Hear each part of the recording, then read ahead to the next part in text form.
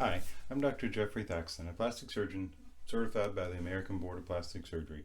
And in light of October being Breast Cancer Awareness Month, I'm going to talk about breast reconstruction options. First of all, one of the important facts about breast reconstruction is it's covered by insurance. The reconstruction process is mandated to be covered by the Women's Health and Cancer Rights Act of 1998, so that if your insurance coverage covers breast cancer treatment, the reconstruction is considered part of that breast cancer treatment, so it is a covered procedure. Often one of the questions I get asked is, when should I see you regarding breast reconstruction once a diagnosis of breast cancer has been made? If I have a diagnosis of breast cancer, should I wait until after I've had treatment for the breast cancer before I get involved with a plastic surgeon?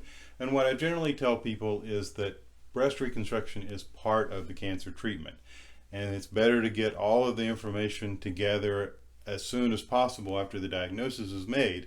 When the reconstruction process is actually initiated will depend on how the breast cancer is treated, but from my point of view, the reconstruction process is part of the breast cancer treatment, so it's better to get plastic surgery options out on the table early on, and that can aid in sorting out what are going to be your best options for treating your breast cancer.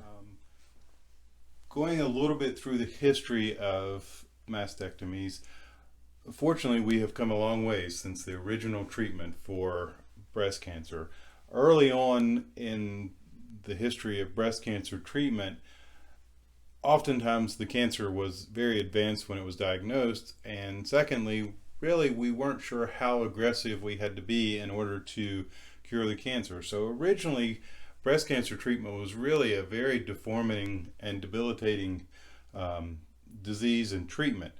The original surgery involved excising not only the breast, but the overlying skin and the underlying muscle and all the lymph nodes that could be found in the area, which invariably led to significant lymphatic draining problems in the arm and deforming scar contractures in the chest. Gradually, we have progressed and realized that less aggressive surgery can lead to equal outcomes as far as being curative to breast cancer, which has led to better and better outcomes regarding the reconstruction process. To, at this point, oftentimes we can get reconstructions that are very similar in appearance to a natural breast. So the goals of breast reconstruction are to create a breast that has as natural appearance and as natural a feel as possible, while making sure that it does not interfere with the rest of the breast cancer treatment. Sometimes, depending on what the treatment has been, or whether there's had to be radiation, or whether or not there was some skin involved in the breast cancer or the resection, the reconstruction may not be quite as good as it can in other situations where a very natural looking breast can be recreated. But again, the goal is always to create as natural appearing and natural feeling breast as possible. Originally, like I said, mastectomies consisted of excising skin and underlying tissue, and then we progressed to where we realized that we could save some of the skin and didn't have to sacrifice the underlying muscles and could have similar outcomes. And then we have progressed on to where we are now even sparing the nipple frequently in the right indication and only having to take a sampling of the lymph nodes, which greatly decreases the risk of developing lymphedema. That makes the reconstruction process a much more effective process to recreating a natural looking breast. So first of all, going through the anatomy of the breast is a skin structure. So when the breast is operated on, really what you're operating on is the skin and the tissue directly under the skin. You're not having to enter body cavities in order to do the reconstruction or the mastectomy procedure.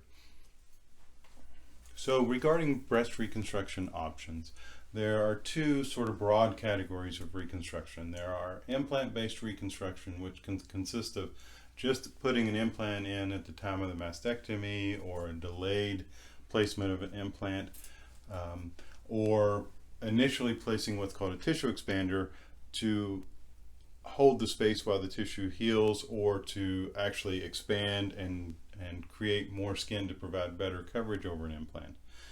That's one type of reconstruction. The other broad type of reconstruction is what's called autologous reconstruction, where we take tissue from some other part of your body, and that can consist of sometimes from your belly, sometimes from your back, sometimes from your thigh. There are various places where tissue can be taken in order to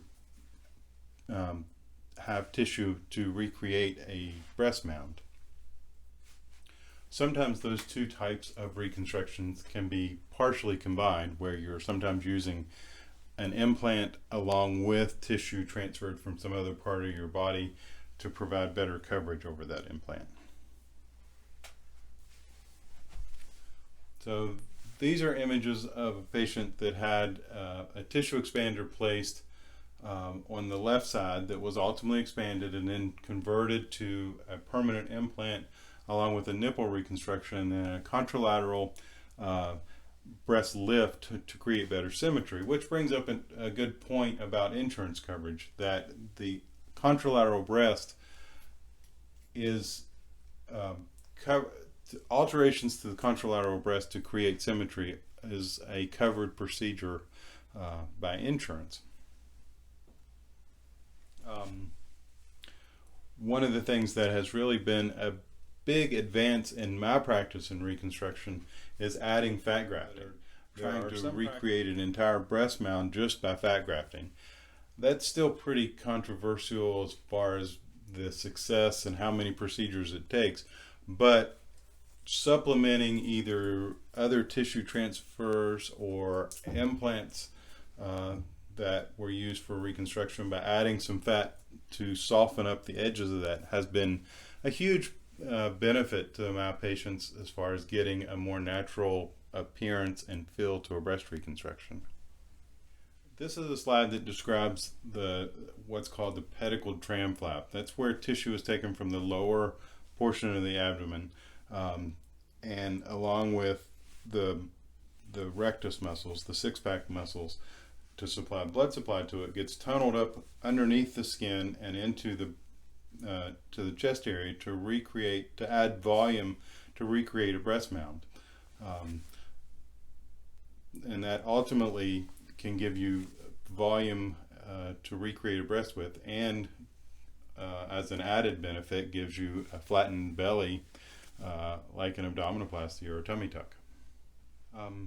So this is an image of a pedicled tram flap. This is an actual patient of mine that I transferred abdominal tissue up to recreate breast mounds.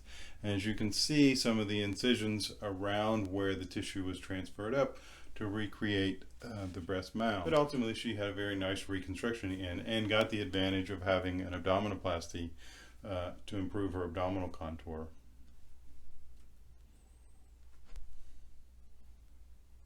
This is a diagram just describing how the latissimus flap is created and how the muscle is transferred around along with some of the skin from the back to provide coverage, usually for an implant. Sometimes it provides enough volume by itself just to recreate a breast mound without having to have an implant.